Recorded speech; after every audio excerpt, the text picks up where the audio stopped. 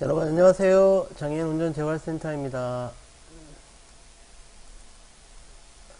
자, 운전면허 학과시험 대회 동영상 강의 14번째입니다. 오늘의 주제는 특별한 상황에서의 안전운전입니다. 자, 특별한 상황에서의 안전운전.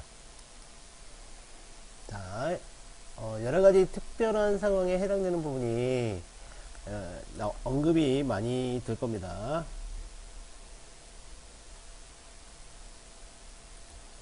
자, 첫 번째 특별한 상황은 오르막길입니다. 자, 여기 글자 바로 틀렸네요. 길상에 맞게 변속기를 적절히 조정하고 충분한 안전거리를 유지하되, 자, 여기서 전방의 도로 상황을 알 수 없기 때문에 서행하면서 속도를 좀 줄이죠. 그 다음에 저속으로 주행할 경우 가장자리, 이제 오르막 차로가 별도로 만들어진 구간에서는 주로 우측 부분이 됩니다. 가장자리 차로를 이용하여 다른 차량의 통행을 방해하지 않는다. 자, 여기서 중요한 거는 오르막길은 차가 오르막길에 올라가기 위해서는 힘이 많이 필요합니다. 그래서 기아는 고단기아가 아니라 저단기아를 쓴다고 보시면 돼요. 자, 오토 자동차도 저단기아로 변속하는 게 있습니다. 요즘 새로운 차 같은 경우는 드라이브 D 오른쪽에 있는 플러스 마이너스 부분이 저단기어로 바꾸는 장치입니다. 자, 그 다음에 내리막길입니다. 내리막길이 쉬울 것 같지만, 자, 오히려 사고는 내리막길에서 더 많이 날 수가 있습니다. 그래서 이 내리막길은 자, 저단 변속기 기어로 엔진 브레이크를 사용하면서 때에 따라서 풋브레이크, 발로 밟는 브레이크를 함께 사용하면서 사용한다. 저단기어로 변속을 해주는 게 훨씬 더 안전합니다. 그 다음에 커브길. 자, 급제동하면 차체가 미끄러져 차로를 이탈할 수 있으므로, 자, 여기서 중요한 거 미리 속도를 줄여야 한다. 미리 속도를 줄여야 한다. 커브길에 들어가서 속도 줄이는 것보다는 그 전에 미리. 그리고 원심력에 의한 도로 이탈에 대비한다. 자, 원심력 아시죠? 회전하는 물체는 중심에서 벗어나려는 성질이 있습니다. 그러니까 도로가 이렇게 휘어 있다면 차가 이렇게 따라가면서 빠른 속도로 가다 보면 이렇게 외곽으로 튀어나가려고 하는 성질이 있죠. 그 다음에 비 오는 날, 자, 자동차 유리창에 김서림이 발생하였을 때, 자, 이때는, 자, 에어컨을 켜고, 바람의 방향을 김서림 유리창으로 한다. 그러니까 겨울철에도 에어컨을 킬 필요가 있습니다. 자, 그 다음에 안갯길. 자, 전자등을 켜고 충분한 안전거리를 두고 사용하고 급제동이나 급감속하지 말아야 한다. 얼마 전에 우리나라 100매중 추돌 사고가 일어났죠? 안갯길에서 벌어진 사고입니다. 여기서 중요한 거는 충분한 안전거리. 그 다음에 눈 오는 날 빙판길. 눈길에서는 2단 기어로 출발하고 정지할 때는 자, 여기서 2단 기어. 그 다음에 엔진 브레이크로 감속한 후, 자, 저단 기어로 바꿔주는 게, 고단에서 저단 기어로, 고단에서 저단 기어로 바꿔주는 거. 오토차는 엑셀레이터에서 발을 떼시는 겁니다. 미리. 엔진 브레이크로 감속한 후, 브레이크 페달을 가볍게 2, 3회 나눠, 풋브레이크를 사용해 봅니다. 엔진 브레이크, 풋브레이크. 고단에서 저단으로. 그 다음에 발로. 2, 3회 나눠서 밟아 정지해야지. 갑자기 급브레이크를 밟게 되면 빙판길에서는 엄청난 미끄러진 현상 때문에 위험한 상황이 연출될 수 있습니다. 자, 그 다음에 자동차 고장입니다. 자, 주행 중에 펑크가 났어요. 핸들이 한쪽으로 쏠리기 때문에 핸들을 꽉 잡고 비상 전멸등을 켜고 엔진 브레이크를 사용하여 속도를 줄이면서 브레이크 잘 안 듣습니다. 속도를 줄이면서 차를 안전하게 가정제를 세운다. 그 다음에 화재. 자, 소화기를 비치하고 사용 방법을 익혀둔다. 그 다음에 화재가 발생했을 때는 제일 중요한 거 가장 먼저 엔진 시동을 정지시킨다. 시동이 켜진 상태에서는 계속 연료 소비가 되고 있기 때문에 자, 2차 화재가 자동차가 폭발할 가능성이 있기 때문에 그렇습니다. 자, 그 그러면 이제 이런 상황이 운전을 하고 있을 때 예상치 못했던 특별한 상황이라 보고, 이런 상황에서 어떻게 하면 운전을 하느냐. 자, 그거와 관련된 문제입니다. 446번입니다. 오늘 내용이 조금 많습니다. 자, 자갈길이나 울퉁불퉁한 도로를 주행할 때, 자, 여기서 비포장 도로죠. 자, 그러면 가장 안전한 운전 방법, 속도를 높여. 그죠? 자, 그 다음에 차량의 속도는 잘 정비된 도로에서와 같이, 좀 아무래도 낮춰야죠. 높이지도 못. 그 다음에 핸들을 최대한 가볍게 잡고, 평소에는 가볍게 잡지만, 자, 이런 자갈길이나 울퉁불퉁한 도로는 바퀴가 많이 튀게 됩니다. 특히 앞바퀴가. 그렇게 되면 문제가 생기게 되겠죠. 그래서 핸들이 평소보다 많이 움직이게 되기 때문에 조금 더 힘을 주실 필요가 있습니다. 자, 그래서 답은 4번입니다. 자, 그 다음에 447번입니다. 자갈길 운전 역시 비포장 도로입니다. 설명이다. 자, 1번 느슨하게 한 손으로 별로 좋지 않죠. 속도를 높여서 좋지 않습니다. 자, 차체에 무리가 가지 않도록 속도를 줄여서 평소보다 속도를 많이 줄이는 게 자갈길 운전의 방법입니다.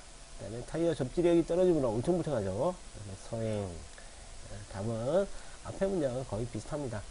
3번과 4번입니다. 자, 그 다음에 448번입니다. 터널한 주행 중 자동차 사고로 인한 화재 목격 시, 자, 화재가 났어요. 내 차가 아니더라도.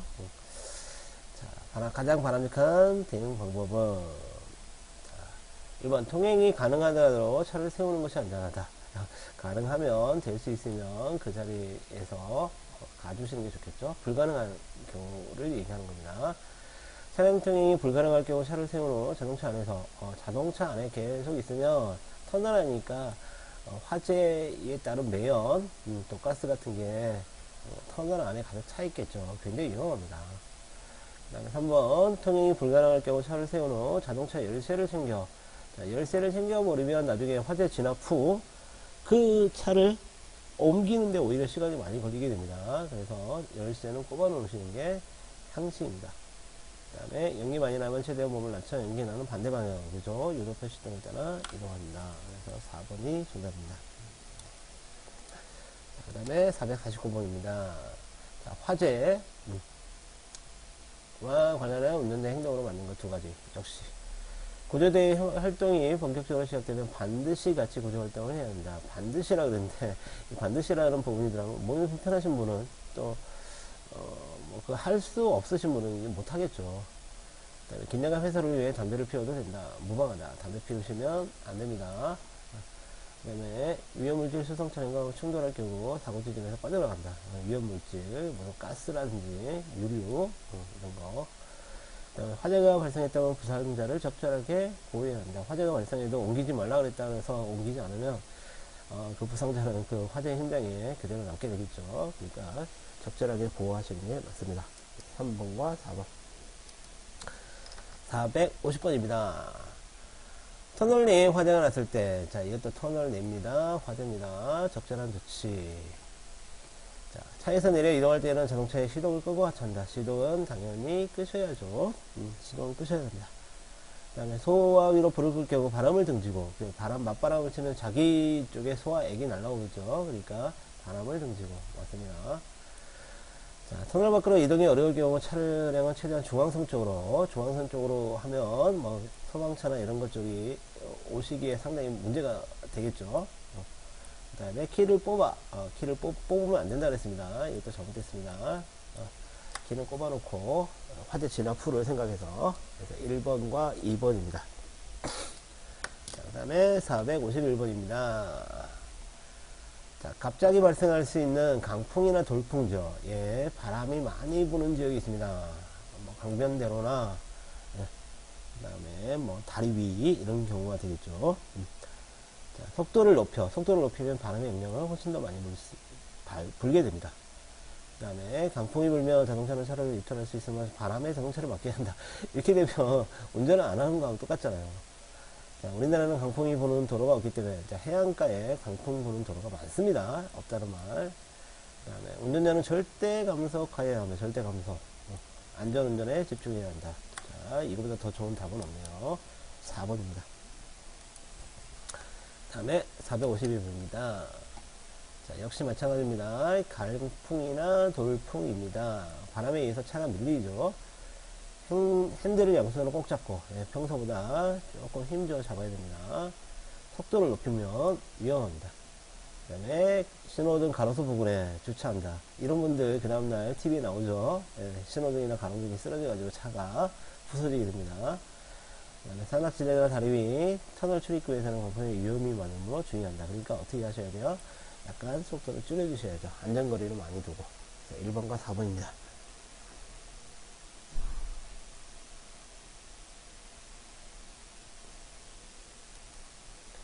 자, 그 다음에 453번입니다. 자동차가 차로를 이탈할 가능성이 가장 큰 경우. 자, 어떻게 하면 이탈을 할까요? 오르막길을 주행할 때 힘이 많이 들어가지. 그래서 속도가 약간 줄게 됩니다. 그 다음에 커브길에서 급히 핸들, 급핸들 문제가 되겠죠. 내리막길에서 주행할 때 속도가 빠르다 느리다 없죠.路面이 미끄러울 때. 그래서 역시 이탈 가능성은 2번과 4번이 제일 많습니다. 그 다음에 454번 긴급 상황. 뭔가 뭐 위험한 상황이 된 거죠. 제동 방법. 자동차를 세우는 방법입니다. 자, 브레이크를 한 번에 너무 강하게 밟으면 차량이 옆으로 미끄러질 수 있다. 맞습니다. 그 다음에 빗길에서는 급브레이크를 밟으면 미끄러질 가능성이 평소보다 낮아지는 게 아니라 높아집니다. 틀렸습니다. 이게 주차 브레이크는 매시 60km 이상에서도 제동력이 유지됩니다. 잘못하면 주차 브레이크가 터져버립니다. 제동력이 유지되기가 어렵습니다. 주차 브레이크는 말 그대로 주차 상태에서 쓰는 브레이크라고 보시면 됩니다. 그 다음에 물엉덩이를 지나고 난 다음에는 브레이크 성능이 순간적으로 더 우수해지지 않고 수막 현상이 일어날 가능성이 있어서 미끄러짐 현상이 생깁니다. 1번이 정답입니다. 잘 읽어보시면 의외로 답이 숨어있는 경우가 되게 많습니다. 다음에 455번입니다. 자, 긴급 상황입니다. 역시 제동과 관련된 설명이다. 자, 1번 수막 현상이 발생할 때는 제동력이 평소보다 높아지는 게 아니라 낮아지죠. 그러니까 수막 현상. 물에 막이 생깁니다. 밖에, 자동차 밖에. 그러니까 물과 물이 미끄러지는 거죠. 비상시 충격흡수 방호벽을 활용하는 것은 대형사고를 예방하는 방법 중 하나이다. 충격흡수 방호벽이 주로 스펀지 같은 거로 되어 있기 때문에 여기에다가 살짝 이렇게 부딪혀가지고 충격을 흡수할 수 있도록 하는 거 상당히 괜찮습니다. 임기응변인데 굉장히 강하신 거잖아요.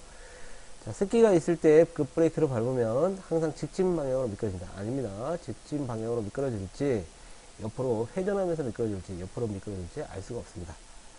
그 다음에 ABS 안티 브레이크 락 시스템이라고 하는 말의 약자입니다. 장착한 차량은 제동거리가 절반 이상 줄어든다. 반드시 그런 건 아닙니다. 반드시 그런 건 아닙니다. 그래서 2번입니다. 그래서 ABS 장착되어 있다 그래서 그것만 믿고 운전하시다가 낭패를 보실 수도 있습니다. 자, 그 다음에 456번입니다.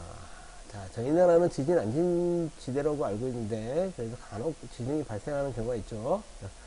발생할 경우 안전한 대처 요령은 그 다음에 1번 신속하게 주행하여 거의 제가 계속적으로 말씀드렸습니다. 이거 들어가면 거의 답 아니라 그랬습니다. 그 다음에 차간거리를 충분히 확보한 후 도로 우측에 정차한다.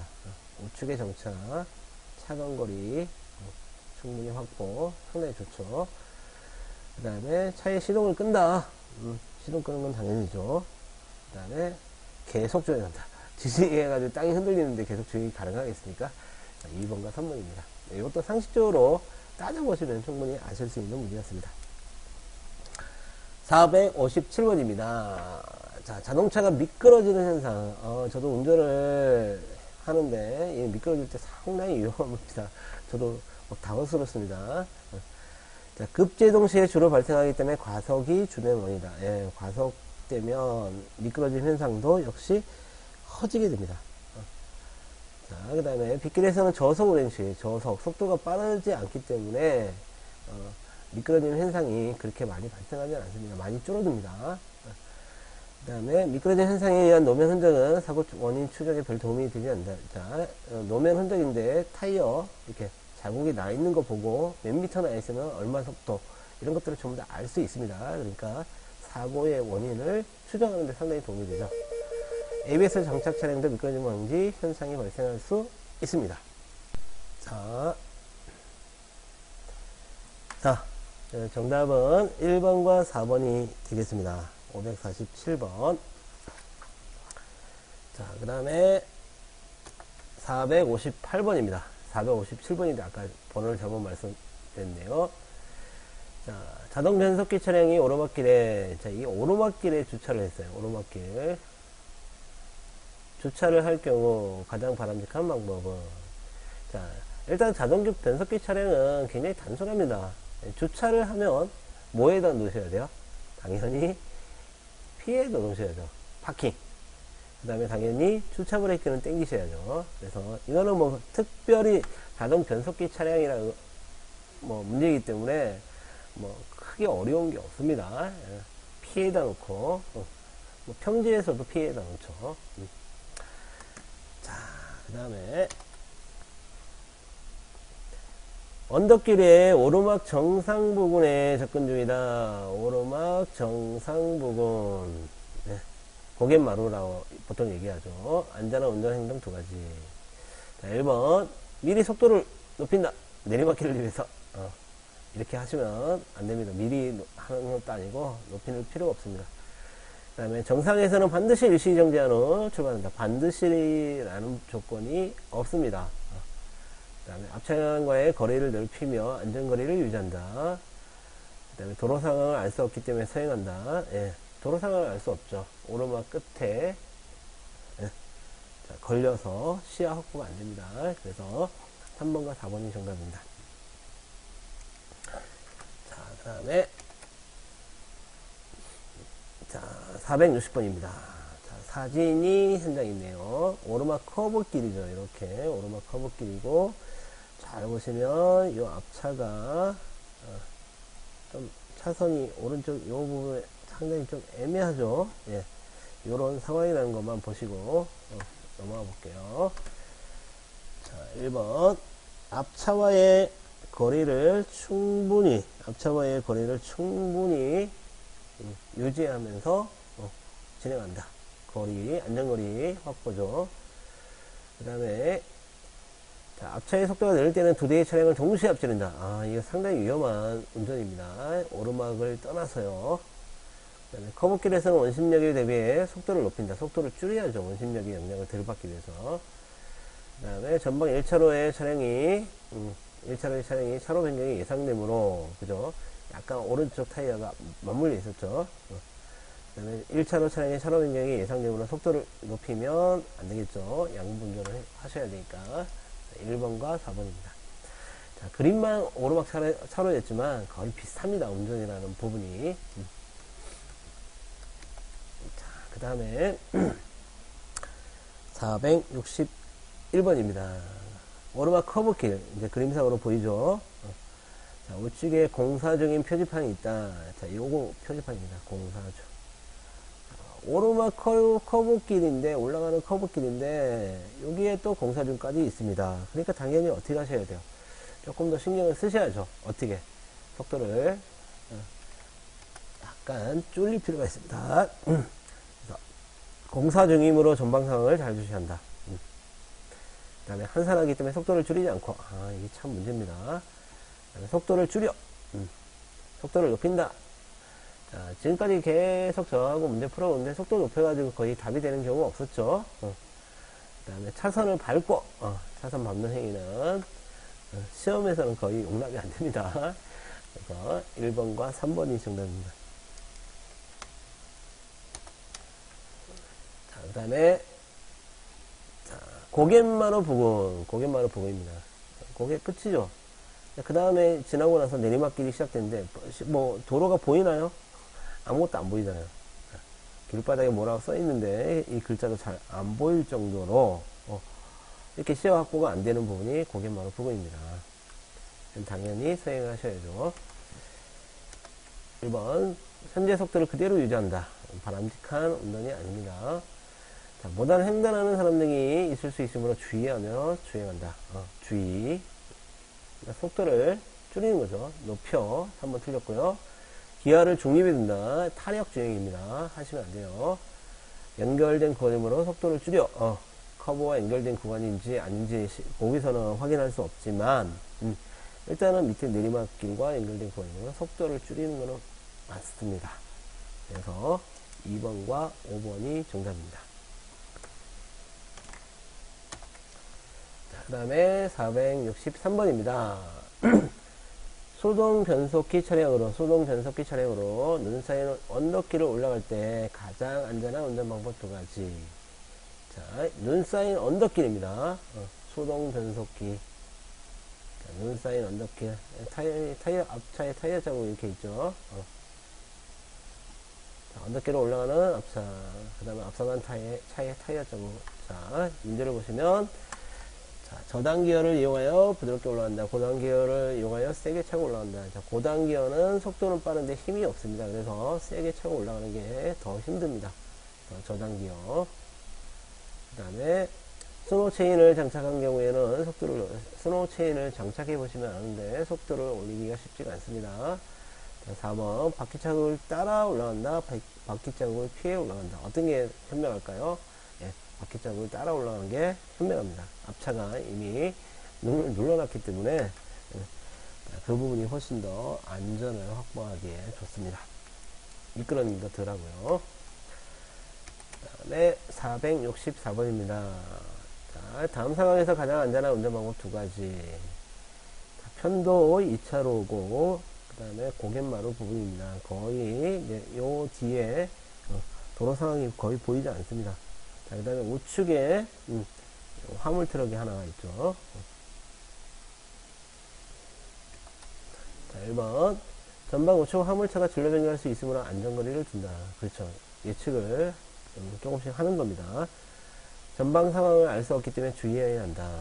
네, 맞습니다. 강한 바람이 불어올 수 있기 때문에 핸들을 가볍게 조금 더 강하게 잡아야 되겠죠. 뒤따르는 차를 위해 속도를 높여 뒷차를 위해서 제가 희생할 필요는 없습니다. 뒤따르는 차에 운전자에게 앞지르라고 양보 신호를 보낸다. 그러면 뭐 앞지를 수 있는 공간이 없는데 자, 그러니까 1번과 2번이 정답이라고 보시면 됩니다. 자, 그 다음에 465번입니다. 465번입니다. 다음 상황에서 가장 안전한 운전 방법 2가지. 자, 우로 9번 언덕길입니다. 이렇게.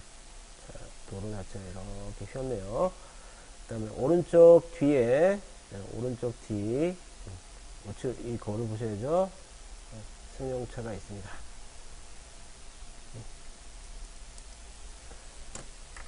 자, 1번. 자, 중앙선의 실선이므로 반대편 차량들의 움직임에는 주의를 기울이지 않아야 한다. 이게 구분길이기 때문에 내려오는 차 중에 좀 잘못해가지고 중앙선 침범하는 차가 있을 수도 있습니다. 생각을 하셔야죠. 그 다음에 앞차량의 급제동이나 급진로 변경에 대비하여 주의하며 운행한다. 주행한다. 그리고 속도를 약간 낮추시는 거죠. 그 다음에 앞차량의 속도를 높여 주행하도록 전조등 불빛에서 재촉한다. 위험운전입니다. 네, 앞차와의 거리를 두면서 속도를 줄여 주행한다. 맞죠? 그래서 2번과 4번입니다. 자, 조금 빨리 가겠습니다. 자, 오르막길을 올라가는 화물차를 앞지르면 안 되는 가장 큰 이유는, 자, 여기 보니까 일단은, 실선으로 되어 있습니다. 그 다음에, 자, 요 도로 상황이 여기서 어떻게 변하는지 알 수가 없습니다. 여기 보시면 전방 좌측에 도로, 이 좌측에 도로 있다니까 이쯤에 도로가 있다는 얘기입니다. 그 다음에 이륜차 오토바이 한 대가 서 있습니다. 자, 봅니다. 1번 이륜차가 정차하고 있으므로 위험합니까? 그 다음에 앞지르기 하면 안 됩니까? 그 다음에 화물차가 좌측 도로로 좌회전할 수 있으므로, 제가 자 보세요. 이렇게 앞지르기 하려고 이렇게 중앙선을 넘는데 넘어서 힘을 줘가지고 막 올라갑니다. 근데 이 차가 앞차가 갑자기 좌회전을 해버리면 참 저는 낭패가 되죠. 그러니까 이번은 충분히 생각해 볼 수 있는 상황입니다. 그 다음에 후방 차량이 서행으로 진행한다. 뒤에서 따라오는 차가 서행으로 오는데 제가 앞지르기 하는 거하고 무슨 관계가 있겠습니까? 반대편에서 내려오는 차량이, 그렇죠. 제가 중앙선을 넘어서 이렇게 추월을 할 때, 앞지르기 할 때 반대편에서 차 한 대가 내려온다. 상당히 위험하겠죠. 그래서 2번과 4번입니다. 467번입니다. 다음 같은 도로 상황. 자, 여기 도로 상황을 잘 보시면 여기 과속 방지턱도 있고요. 그 다음에 여기 횡단보도 보이시죠? 내리막길입니다. 자, 1번 속도를 줄여 과속 방지턱을 안전하게 통행한다. 속도를 줄이지 않고 하면 과속 방지턱에서 충격을 받게 되죠. 그 다음에 신속하게 안됩니다. 서행하면서 통과한 후 가속하여. 자, 과속 방지턱을 통과할 때 서행하는 건 좋았는데 가속을 해가지고 횡단보도를 통과하는 거는 이거는 문제가 있죠. 그 다음에 계속 같은 속도를 유지하면 빠르게 안됩니다. 속도를 줄여. 예, 횡단보도 상황이니까요. 1번과 5번입니다. 468번입니다. 자, 내리막길을 빠른 속도로 내려갈 때 사고 발생 가능성이 가장 높은 거. 자, 일단은 내리막길입니다. 자, 여기서 보면 편도 1차로, 그 다음에 내리막길 끝부분에 신호등이 있는 교차로입니다. 이 부분이 이제 교차로인데 여기 신호등 있죠. 자, 우측에 도로가 있는데 이런 나무들이 있어서 도로 상황이 잘 안 보입니다. 그 다음에 차량 신호는 녹색인데 제가 여기 정지선이 비교적 먼 거리에 있으니까 제가 통과하기 전에 신호가 바뀔 수도 있습니다. 자, 1번 반대편 도로에서 올라오고 있는 차량과의 충돌. 자, 둘 중에 하나가 중앙선을 넘지 않는 이상 이런 현상은 뭐 그렇게 발생하기 쉽지가 않은 상황입니다. 반대편 교차로 반대편 도로에서 진행하는 차와의 충돌.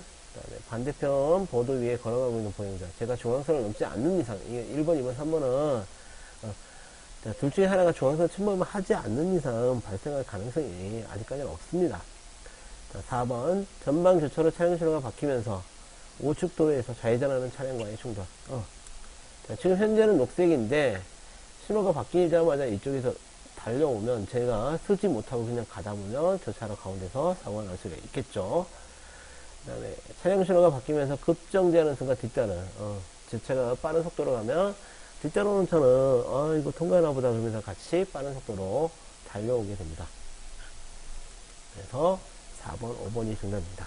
일단은 요 14차시 강의가 내용이 많은 관계로 일단 두 가지 강의를 두 가지로 끊겠습니다. 이게 30분 이상 넘어가시면 지루하시기 때문에 일단 468번까지 해서 1차로 먼저 정리하도록 하겠습니다. 예, 수고하셨습니다.